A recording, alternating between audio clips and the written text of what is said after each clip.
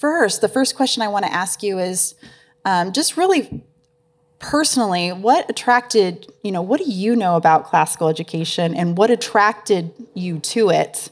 And also, why do you think other parents are attracted to that? We mentioned a few of them, but I kind of want to know personally what your experience is with classical education. Well, I definitely didn't receive a classical education growing up. I was not in a great school system in Hillsborough County, Florida, and Tampa area. Went to college, graduated, was an accountant, didn't know anything about the quality of education or the vast array of types of education that are out there. All I knew is I need to make enough money to buy a house in this neighborhood so that my kids can go to this school, which they say is an A school and is the best school in the district. And my whole goal as a parent in regards to securing a great education for my kids, a better education than I got, was getting that house in this square of the community. So I did that. But I do have 3 boys, as was mentioned. My first child is the easy one. He's nothing like me. And he breezed right through the public schools just fine. My second one, who they affectionately refer to as little Erica, got in kindergarten and it was just a nightmare. I mean, it was square peg, round hole every day, crying and gnashing of teeth. I couldn't figure out what was wrong. He's smart. He loves to learn at home. He loves to read what is going on in the school. And after many, many meetings with the public schools and them finally, and I quote, saying, there's nothing more we can do for him, I started looking for whatever affordable private option was out there, and I found a small classical school. And when the principal explained to me what classical education is, I was just like, oh my gosh, light bulbs went off. Wow, this is what they should be doing in my child's school. Why aren't they? And I think that's the reaction of a lot of parents because we just don't know. So we immediately switched him. This was the middle of first grade, and we went from, every day miserable to jumping in the car after school and going, Mom, did you know about the Crusades?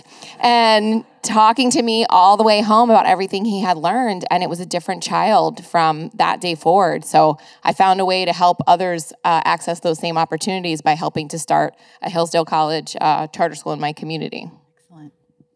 So your worlds converged here on this. Okay, excellent. All right, Adam?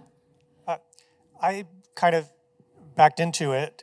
So when I was just starting college, I was at a liberal arts college within a large research university. It was a politically correct kind of college, and I kept saying to myself, if this is what education is supposed to be, I don't like it. This is not what I'm supposed to be here for. And I went through the rest of college and ended up as an English major, and that was fine. And I started learning about a place called the Committee on Social Thought at the University of Chicago, which does a classical education at the graduate level.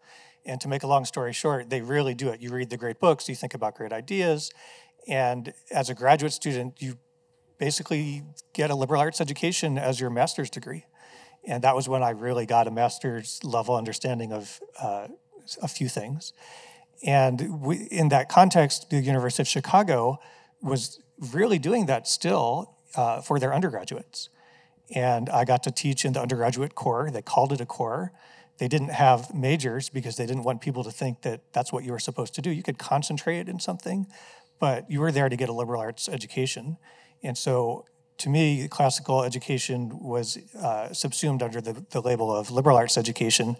And I saw it in action. I taught some of it. I thought, this is amazing. So then I worked in the Trump administration under Secretary DeVos, and I had been in higher education policy for a while at that point. And I started to see that the real action wasn't in colleges anymore. It's too late. And the real action is in K-12. Mm-hmm. So over time, I got more and more into K-12 policy. And now I live in West Virginia. I was done with DC, might have to go back. But for now, I chair the state authorizer for charter schools in West Virginia. Would love to see any classical charter school come. We don't have one yet, but we only just got started. In 2021, we only have 4 charter schools so far in West Virginia. We'd love to have you come and join us. And I see more and more coming to K-12 policy, the K-12 policy world, that really is where the action is. And you can start in K and get going. So for me, I backed into it from graduate school classical education where I studied rhetoric through college, policy now to K-12. So I had the privilege of having parents that were pretty interested in my education. Started with a homeschool education, K-6, or K-5 rather, and then went to a Christian school for my middle school and high school years. And I would say it was a serious Christian school, probably more serious about being Christian than being a school, but there were still some good remaining elements of education on display there. It was never talked about as being a classical education. There were aspects of it that probably would fit well in a classical school, but it wasn't really until I ended up at Hillsdale College for my undergraduate degree that I really got a taste for what that was about. And I would say that, for me, a classical education is arguing about Plato with your buddies at 2:00 in the morning on a Friday.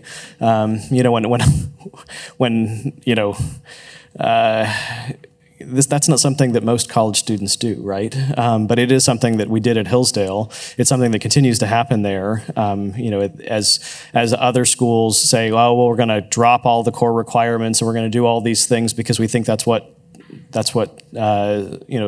students want, and see declining enrollments.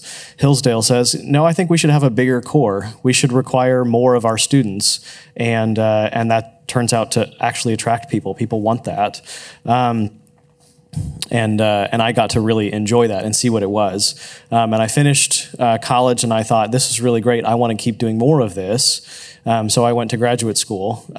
By the way, that's not really what graduate school is. And so I would, with maybe the exception of Adam's example here at the Center for Social Thought, I think most graduate education is fairly mercenary. Where I went had some mercenary components and some more philosophical components, but I got an opportunity to study politics with Harry Jaffa and some others, Charles Kessler at Claremont Graduate University, and just get a taste for that, and get a taste for studying more philosophy and government, but also realized out of that higher education is really sick, and that the difference that I could make in higher education at that time was probably very small, and the life that I could have for myself and for my family was probably not very good. And so looked for other opportunities, worked for the Claremont Institute for a little bit, and saw an opportunity to come back to Hillsdale and be involved with this charter school thing they were doing. I didn't know anything about charter schools, and have now gotten 8 years to be on the sidelines for that, working with those boards, working with school founding groups, working with teachers and school leaders to see really what makes that work, what makes it work well, and what should be avoided. And then just to kind of be a teacher and a mentor to all those groups through that. Thank you. Jenny? Well, like the other panelists, I have a professional and a personal tale to tell here, but shorter in both cases. From a personal standpoint, like Erica, I grew up in Florida public schools, Orange County public schools, kindergarten through 12th grade, not an iota of classical education, not a book, nothing. A decent education, and I think my parents did their best to find what would now be considered A-rated schools when they moved to Florida. But I didn't know what I was missing. I knew I wanted something different for my children, and we had been living in Canada. So the last panel mentioning that some trends flow from Europe to Canada to the US, that resonates with me. My older daughters started in public schools in Canada, and it was very clear that they were chasing fads and that the discipline was absolutely out of control. Well, that's what we have here now in the US. And so when we moved back to the US when she was in first grade, I very much relied on the advice and the experience of members of my church congregation, and chose a school that was drawing from classical elements. And learned more about that world through that experience. Professionally, to be honest, I learned about what was going on through the Heritage Foundation and conversations that they were having with Jeremy about Classic Learning Test. So that's a very inside the Beltway answer, but just know that those conversations with think tanks, they actually, they do, I think, bear fruit. And so now professionally, I'm very much paying attention to what's going on in the movement and excited to learn more. That's great. Again, we have more connections here. So the next question is very specific to the organizations that you're a part of, that you represent. And so I just want to know if you can just share with everybody how you personally and with your organization help empower parents for school choice, specifically in classical education. Sure. So I mentioned I had helped as a volunteer really start a charter school in my community. I found that without very much marketing at all, just like we've talked about, today, parents were just pouring in trying to get into this school. We opened with about 400 students and another 400 on the waiting list. So I thought, well, this isn't the way to meet the need because one school cannot serve all the families that want this education. So then I decided to serve on the school board, which was definitely like the opposite direction of which way I needed to go, finding out that was not the way. By the end of that first term, I decided not to run again, but how can I actually affect change today for these families and for these students? And that's how Optima was born, to really go back into starting as Hillsdale does, and our brick and mortar schools are in partnership with them, to open these charter schools in a way that's sustainable, effective, and provides the maximum number of opportunities for families and communities, like the Treasure Coast Classical community that had no charter schools, no classical options, where we opened in 2019. So we've opened a charter school every year since 2019 in various communities, classical schools in partnership with Hillsdale. And then last year, we created our own virtual classical school in the state of Florida, which you can experience at lunchtime, because we can't build these schools fast enough. They have long waiting lists everywhere they are.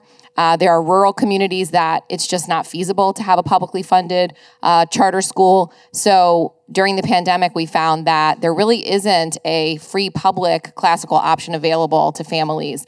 And so we set out to create it ourselves. And now it is available and will be for the fall for K-9 in the state of Florida for completely free, as well as some of our curriculum is now being used in independent schools as a supplemental curriculum, and now in districts even as supplemental curriculum. So while they're excited about the virtual nature and the VR, we're excited that classical education is actually infiltrating into other types of schools, because we want to elevate the entire education sector, whether it means in charter schools where we bring professionalism and professional management to the back office, so academic staff and leaders can do their thing, because I can't do that.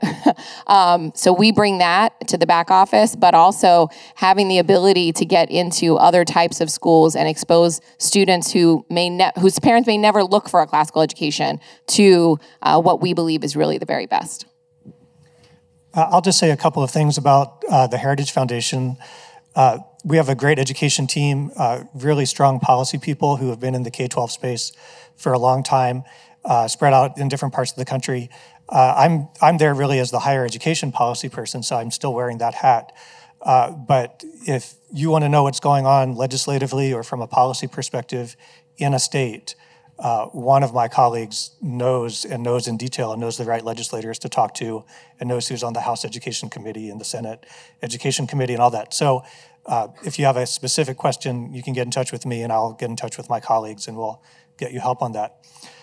Over the last few years with Heritage, we did a survey of parents in 2021, which asked them mainly about civics. And some of the questions that you might expect the answers to were borne out in the research. So parents think that, by and large, they are the primary educator of their child. Teachers, we also survey teachers, they tend to think that they are the primary educator of the child.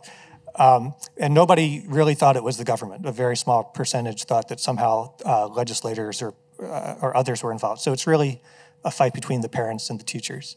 What we also found was that similar to a study from 25 years ago when you asked parents, what would you do if a teacher started talking about how terrible the United States was and it's just about oppressors and oppressed?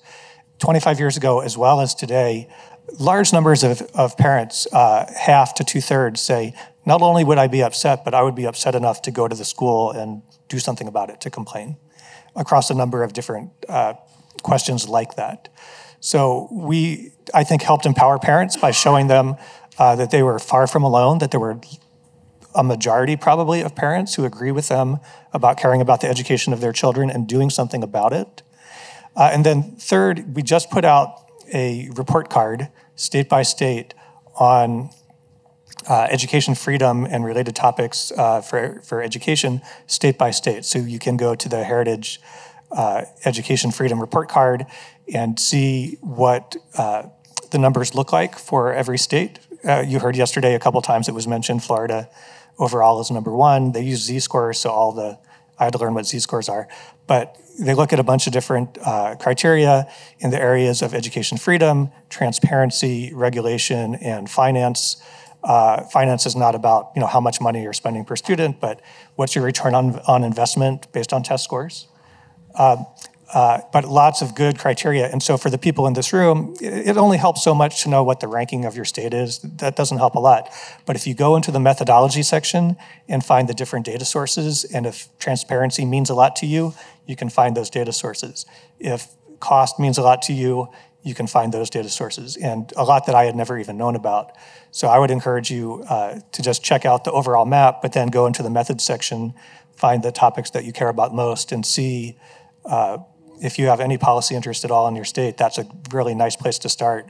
So you can say, why are we number 23 in this? And look at this data. And you'll really be one of the more informed people around if you do that. That's excellent. That's on the Heritage Foundation website? Yep. So start at heritage.org or just do a search engine search, Heritage Foundation Education Freedom Report Card. You'll get there fast. That's excellent. I think parents, educators, school leaders need to have that information. So that's a good one to write down. All right. Eric? Sure, yeah. So Hillsdale's relationship with K-12 schools is an unusual one. We don't govern, own, manage. We don't hold the charters for any of those charter schools. Our role in all those schools is just to teach. Hillsdale College is a teaching institution, and we regard the K-12 office as being just an extension of that mode into the K-12 space. So that means that we don't decide from Hillsdale where we're going to put a school. We wait until people come to us and say, hey, I want to put a school in my community. Sometimes it's groups like Erica's group that has done this before and is looking to do it in other places. Other times it's a brand new group that has never even thought about starting a school before. Oftentimes those are parents and grandparents. And we have a sort of a template and best practices, and we work with those groups to create a school.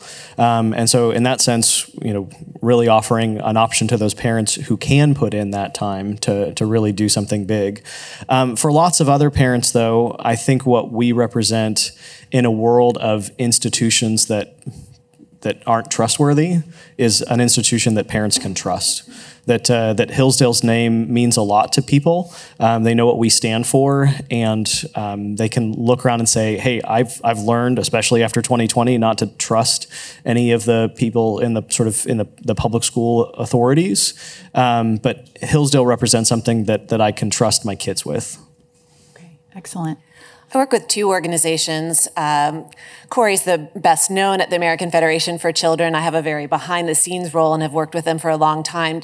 American Federation for Children has a multiple-prong approach to ensuring that more families have options like classical education. One is ensuring that state legislators and governors who support education freedom are elected, so there's an investment in elections.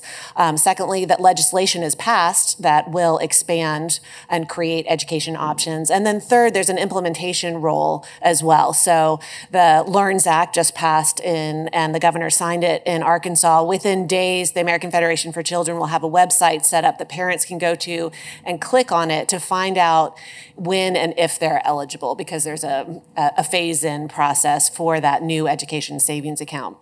That's the AFC work that I do.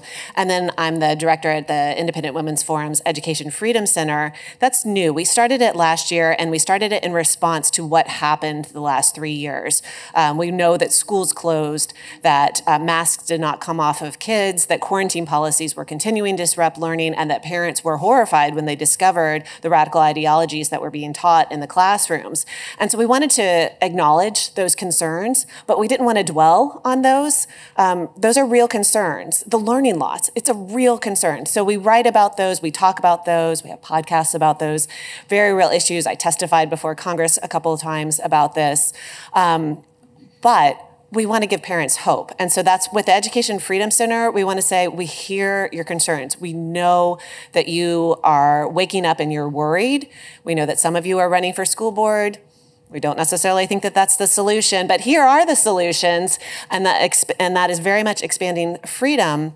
And increasingly, I want to shine the light on models that work. And so absolutely want to make sure that we're pointing families to the fact that there's this mechanism of school choice, especially education savings accounts as they roll out throughout the states. And there are these options like classical education. And so I'm doing that through, yes, the Students Over Systems podcast. I also have a regular conversation, Escaping Your Government Assigned School, and would love to, I've had 65 plus conversations, a lot of times with parents who have done just that, so that parents realize you can do this. You don't just have to go to your residentially assigned school. You don't have to be hopeless. Here's some hope. That's excellent. So my next question, we've heard of a lot of the wonderful things about parent choice legislation, what it can offer parents. Are there any drawbacks to any of the legislations that are coming out? As a school board, a school founder, and a leader on our school board, and being in the state of Arkansas, and now suddenly, knowing about the the LEARNS Act, and we now have some choices to make. Whether we opt in, we don't opt in. What kinds of things should someone like me or parents out here, what should they be aware of when they're making parent choices? I would say the drawback for people in this room and people who are already running schools is that there's going to be increased competition. And it's not a drawback for parents, but it is a drawback for those who have invested in the current model. Because there are going to be more innovative manners in which parents can choose schools, and more parents will know about those increased options. Because right now, we're still a niche, right? Charter schools are still a niche. Private schools are still a niche. The vast majority of parents are choosing, I hate to use that word, traditional public schools and neighborhood zone schools. And as these ESAs roll out and organizations like yours are letting parents know that this is an option, they're kind of bypassing our era of things, right? Our charter school era and private school era into what they're going to have the expectation of maximum flexibility. In Florida, our ESA will allow for part-time private school, part-time public school. They can do virtual. They have a combination of things that they can do, and that's going to be the new expectation. So if your school is not nimble enough to make changes to accommodate where this is going and the free market that's going to result from these ESAs that are coming out, that's where our schools are going to falter, I think. I mean, you can stick to what you've always done in the format you've always done it, and I'm sure a lot of schools will continue in that tradition, and that's what parents are going to want. But there are a lot of charter schools out there. There are a lot of private schools out there, and when parents have buying power with ESAs, there are going to be a lot more. And those that are coming in are going to address the needs of parents. I mean, think about remote work, right? No one thought that you had to offer flexibility in remote work 3 years ago. And now you can't recruit people, even teachers, right? They want remote work in a lot of cases. So we have to be adaptable to the marketplace, and education as an industry is not very well known for that. Good, thank you. I would say that step 2 after getting a law passed is implementation, and that's a real risk. So when a legislature says, you know what, it's time to do education savings accounts, or in our case, charter schools, since we're a generation behind in West Virginia, okay, you passed the law, and so you now could have the supply, but you don't have the supply. And if you remember stories about the Wild West of school choice in Florida a generation ago, we did have some bad actors, and we had a lot of great actors who have survived. But people still remember, I grew up in Tampa area, a lot of people still remember the Wild West era and are scared of it. So being attentive to the supply side and helping with the implementation, I think, is pretty important. So we started with 0 providers on the provider list for our education savings account because we were new. And so how do you get providers in? How do you get parents and providers to make deals that are good for the kids? Again, from the parents' point of view. How do you get lots of providers to come in? These are not things that happen easily on their own, but you also don't want the government to kind of be the place to invite the providers in. You want it to be more of a free market situation. But then you have the benefits and drawbacks of the free market situation where we're all taking a risk together. Being entrepreneurial means you take risks and there are going to be some failures, but knowing how you rhetorically talk about, yeah, there are some bad actors, but most of the actors are good. This program is great, it's working, and this is year 1. What do you expect? So just being able to handle kind of the step 2 of having a win is important. I think, just thinking about some of these recent legislative victories, I'm reminded of what Corey said to us last night, which is that there's no such thing as solutions, there's just trade-offs.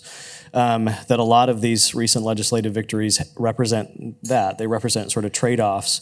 And that it's important to kind of to keep in mind the end goal that we want for a lot of this stuff and not to just settle for compromises. I realize I'm speaking in vague terms, so I'll just try to be very specific. Some of this recent ESA and voucher legislation sounds really good until you realize how restrictive it is and oftentimes how little funds are associated with it. And I think we run the risk in the school choice movement of simply selling ourselves as being a cheaper option. And that sort of ignores the fact that good education costs real money. I think it's hard to apply a universal standard across the country because there's so many variables. But really, anything less than about $8,000 a kid is not enough money, and in a lot of places that's not nearly enough. Because really, what you're looking at is you're talking about facilities, you're talking about teacher salaries, you're talking about programming, and as you sort of lower that number more and more, you start really cutting into those things in a really fundamental way. And so I think as we pursue these options, we need to make sure that we don't stop short of what's kind of really necessary here. It doesn't mean we don't try to figure out how to make it work within, a $4,500 ESA allowance for a little while or whatever, but we have to keep pushing to have more and better options so we make sure that we're really attending to the kind of the quality need there. On the classical school side of thing, I think all of this choice is going to result in there being more classical schools and more classical options. But any of us who are in the classical space can tell you that finding school leaders, finding school teachers who are ready for this, who know how to do this well, that's really hard. And as there's more schools, there's going to be more competition for an even smaller pool of candidates. And so I think it's really important that we attend to the streams that provide those people. It's really important that we think about developing leaders within our own classical schools, recognizing that promoting that teacher into a position of leadership, raising them up as leaders might mean that they leave your school, but that it's ultimately better for the whole classical school movement. And then I think there's a real risk here that if the classical school movement grows too fast, that it will grow in a way that's not actually classical. That there's a real risk to thinning the brand so much that it doesn't mean anything. I think there's already lots of schools that are really classical in name only, and if we can't maintain high quality and high standards, that this movement will just be a fad like so many others. Right. I appreciate that. kind of brings to light some of the things that I've been thinking about as well. So appreciate that. Ginny? I'd just like to echo the comments that there will be more competition, there will be more demand. Implementation is always a challenge. Thankfully, school choice programs have been around for decades, so you're hearing about it a lot more because Corey is so awesome and ensuring that you're hearing about it a lot more. And then over 30 states have scholarship programs or tax credit scholarship programs or education savings account programs that allow families to send their kids to a private school, or if it's an ESA, choose from an array of different options. These new legislative victories are not new. They're just a little bit bigger when you're talking about Arizona going universal with its education savings account program that's been around for 10 years, with Utah, Iowa, and now Arkansas kind of out the gate, starting with a universal-ish approach that will roll out over several years. But be assured that these programs have been around for years. As mentioned in my bio, I ran some of them in Florida 15 plus years ago. It was kind of during the Wild West time. And there is a lot of media scrutiny when these programs are created and when they go bigger. So do be ready for the scrutiny. Do be ready to have a response when questioned if you are like the bad actor, or when smeared as if you are a bad actor. But really, don't worry. Like, this isn't new. School choice isn't new. It's been around for decades. You here in Florida know that. And you have choices as to whether or not you participate in the program. There are plenty of private school options that don't. And there are plenty of people who maybe chose not to start a charter school and just keep teaching in the public education system. You all have a more entrepreneurial spirit. You have a particular purpose and calling in what you do with classical education. Keep doing what you do and then choose to participate or not. That's fine. Right. I have to give a plug, though, to CLT, because I agree with Eric that classical in name only is a thing now. Yes, it is. And we all have to be very vigilant about kind of allowing for that. And I think that's what's so important about the test and it being available at even more grade levels so that parents will have that accountability and transparency to see as we compete with one another, which we should, it's a good thing, they can see how well our schools, our classical schools, are teaching the classical model. Yeah, excellent point. Eric, you brought up the point that we needed to have more leaders in classical education. That was something that was brought up at a summit I attended at College of the Ozarks, and that was a very big concern, just as well as also educating parents too. I think this informs our discussion as well, informing parents what classical education is, and maybe that's happening with the CLT tests a little bit, and keeping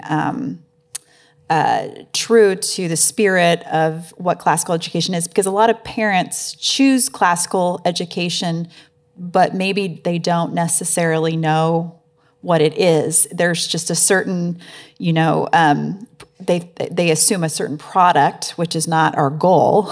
But I was wondering if any of you could speak to that as far as just educating parents and keeping us true to classical education.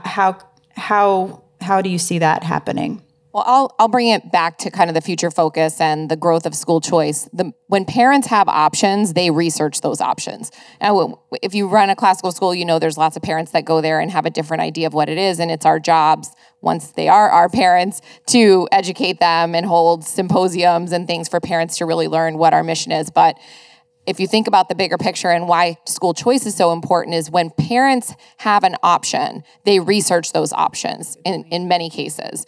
And if you think about like Yelp, the government didn't have to say we have to create Yelp so that people know what restaurants to go to, because they won't know what Korean barbecue is if we don't tell them, right? We don't need the government to tell us what things are, but those types of services and information doesn't flow when there's not a free market available for those choices to be made by parents. So many parents don't even want to know how the school is performing because they don't have any other choice. And then if they don't have any other choice and the school is bad, how does that make them feel as a parent, right? My child is in a bad school, it's not teaching them well, and I can't do anything about it. So a lot of parents have just pulled wool over their own eyes about how their public school is doing. Once these markets are more free, once parents know I do have a choice and I do have purchasing power, they're going to be out there looking for information. They're going to research classical education. And so more and more of them are going to be informed about their choices when there are more choices to be made. That's a good point. Anybody else want to speak to that about educating parents? Yeah, I would just say I think it's a huge responsibility of any school to be really actively involved in parent education. And I think that's got to take a variety of different forms. I think, and this is a little controversial, so pardon me, but Go for it. I think, when we only talk about classical education as being the trivium, we miss we miss most of it. I think that talking about classical education as the trivium has a tendency to reduce education to just sort of what we're supposed to be doing in the classrooms and not the product that we're trying to produce. So I think it's imperative that we make that case to parents about what it is that we're trying to produce. And that has to happen constantly. I mean, we see this in all of our schools that it's easiest to enroll kids at the kindergarten and first grade level. And then there tends to be a spike somewhere around, sixth grade when parents don't want their kids to go to the big middle school. But then it starts to fall off in middle school and in high school, which is, as a classical educator, is really frustrating because I feel like so much of what we're doing at those lower grades is really just trying to set you up so that we can see the real fruit of a classical education come about in high school, when you can actually read and understand Shakespeare and you can have interesting conversations about that, when you can engage in science experiments, when you can do this higher level math. And so to then see families leave at the middle school and high school level because they want the college credits, because they want the football program, because they want the performance choir, that's frustrating, and that represents, I think, a lack of understanding amongst those parents about what it is that we're trying to do. And it's just incumbent upon all of us to be very clear about that as often as we can with parents.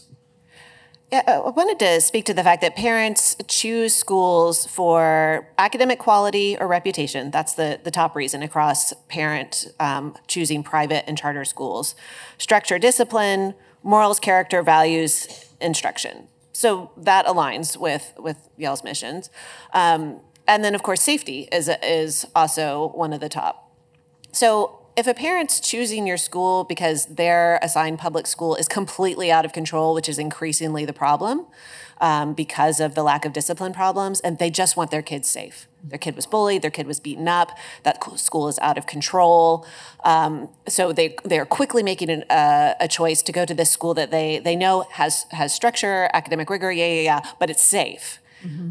And then you didn't do the front end training up the parent to recognize what classical education is, you're going to have a problem, I think. So as parents are taking advantage of the choice programs, sure, but also reacting to the culture of our schools right now and the out-of-control discipline and the radical ideology in the schools, they might not be choosing your schools, your options, in the same way that parents in the past have been. It might be a very reactive thing. So I think being very intentional and slowing down the process as they come into the school to make sure they understand fully what's going to happen, what their obligations are, what the expectations of the students are, and what the transition process might be. Because if a kid's been dealing with school closures and was locked out of school for a year and a half like they were in Virginia where I live, and then went back to a completely out of control public school, that kid's going to be a bit feral. Mm-hmm. And you're going to have some challenges.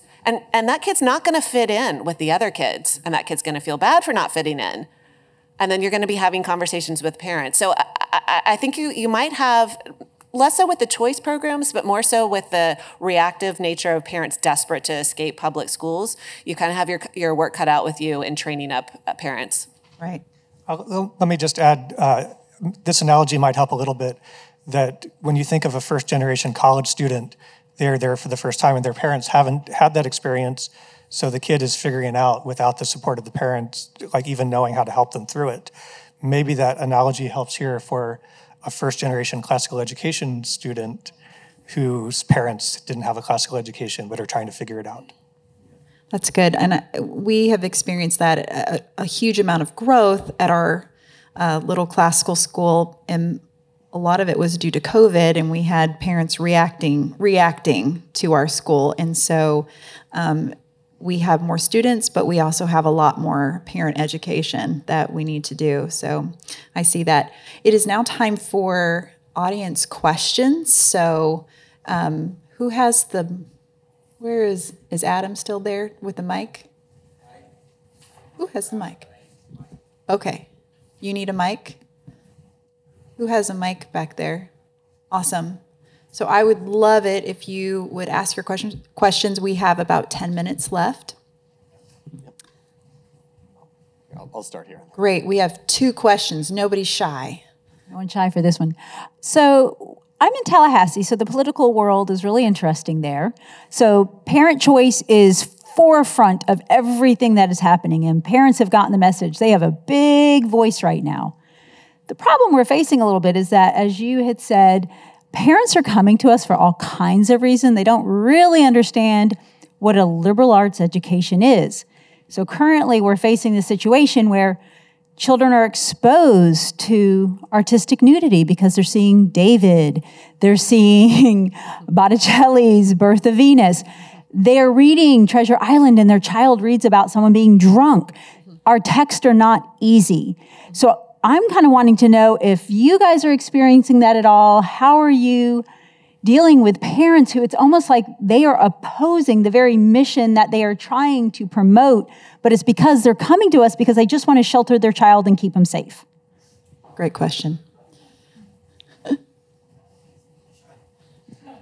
I'm not the right person to ask. The principals of the schools are the people to ask because they deal more directly with the parents. What I will recommend is Robert Pondisio wrote a book. I think it's called How the Other Half Learns. It's not about classical schools. It's about success academies in New York. But he's with AEI now. He was a teacher in one of the Success Academy schools, and they are the charter school network that outperforms even the gifted public schools in New York City. And everyone's like, how do you do it? They're all low-income students. And really what he describes is a parental process of how they bring parents on board to the mission. And I'm not saying that you do it exactly how they're doing it, but there's a lot to be learned from the process that they take parents through in order to have their students attend the school.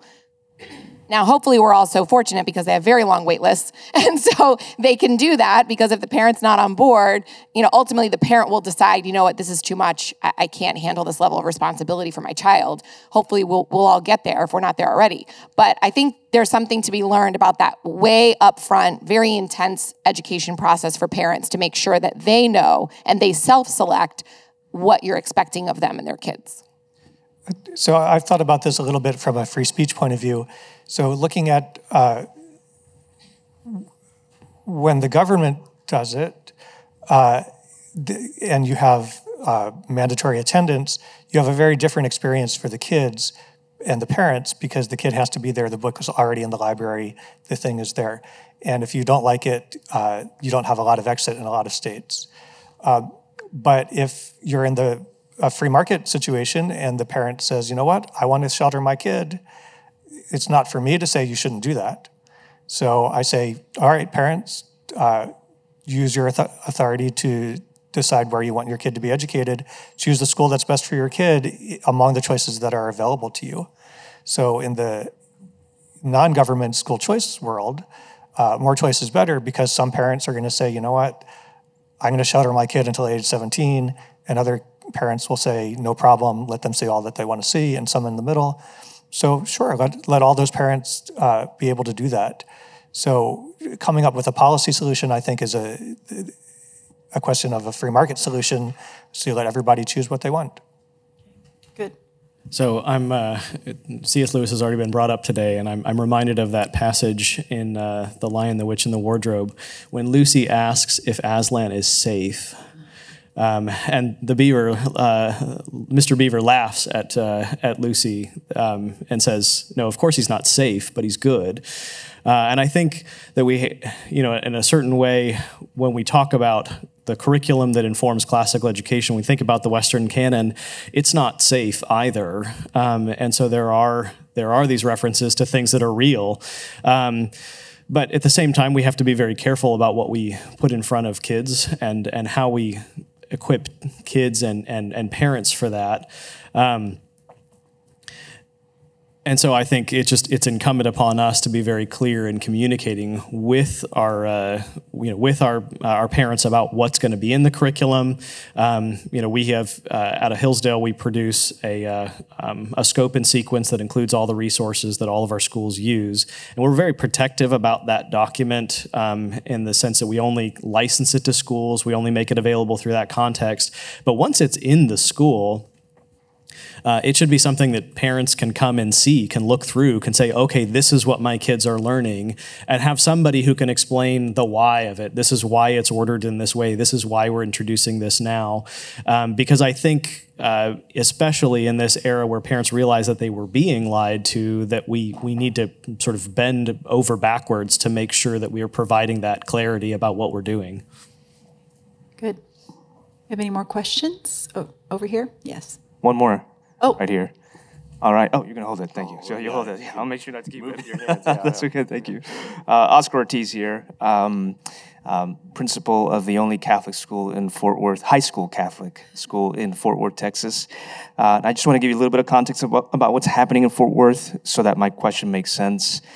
We have an amazing bishop who wants to transition all 17 of his schools to classical. So that's just amazing. So we're excited about that. So when the principals look at the ESAs and all of the legislation that's happening, and in Texas it looks like this year everyone seems to be very electrified about the ESAs, it looks like a great idea to us to be able to invite all those new students to our campus, but there are some concerns as well, and I want to hear from the panel if you have heard some of these concerns that private school principals have about making this option available. From a Catholic point of view, we're always worried about our Catholic identity and making sure that we have that local control of our curriculum. So, yes, thank you. Yeah, I think it's really important to look at the bill, and today, Friday, is the deadline for the governor to actually get his bill to the legislature, so I'm sure it's either been proposed or will be at some point today. So look at the bill. And I think what you'll probably find will be a section that specifically lists the protections that the private schools will have. Corey alluded to those in the speech last night. That's something that David Hodges can probably address from Institute for Justice, because they're the ones who draft the language to ensure that private school autonomy, religious liberty is protected. So you've got an expert here in the audience that can speak to that. That's built into the bill. If it's not built into the bill, it needs to be, because again, having come from Canada, Catholic schools are actually publicly funded there. In any given place, kids can go to English public, English Catholic, French public, French Catholic in Ontario, Canada. Are the Catholic schools really Catholic? No. You just have to have been baptized a Catholic, and maybe there's some crosses. I don't recommend that model. You absolutely need to have these programs structured in a way that protects the private school autonomy and religious liberty. And I think because of Institutes for Justice and other organizations, you will have that. Know that all schools have a choice whether they participate too. You don't automatically get folded into the program. So you can keep an eye on things and see how it unrolls. I want to reinforce what Corey DeAngelis said yesterday. With or without the money, the state can regulate you. So now having access to money doesn't change that calculus. And then there is a First Amendment question here too, as Jenny mentioned. So the government can't condition a benefit upon you giving up your religious freedom. So you will win in court eventually. It'll just be trouble to get there if you have to do that. I mean, Go ahead. just I would say, I mean, coming from Hillsdale, you know, we're proud of the fact that we don't accept a single government dollar, and we recognize that that does give us a certain level of independence. And as the federal bureaucracy around higher education has grown, it's turned out to give us a lot of independence. So I can, from that perspective, I can see what keeps private school, you know, leadership up at night about this stuff. Is it the camel getting its nose under the tent? And it might be. But there are so many benefits that I think can accrue from this, that we can reach so many more people with that private school education than we could, you know, before those programs. I think it's just incumbent upon all of those schools, though, to recognize that they're political actors. And I think this is a hard, maybe, pill for religious organizations to swallow, because of the way we've structured, you know, 501c3 and 501c4 regulations and some of those things. We've all sort of bought into the idea that religious institutions aren't supposed to play in the political space. But look, the way that you're going to keep pushing for better school choice options, that you're going to keep the regulation out, is by organizing a lobby and never leaving the state capitol. Very good. We are just about out of time. There were other questions, and we are out of time. So thank you so much.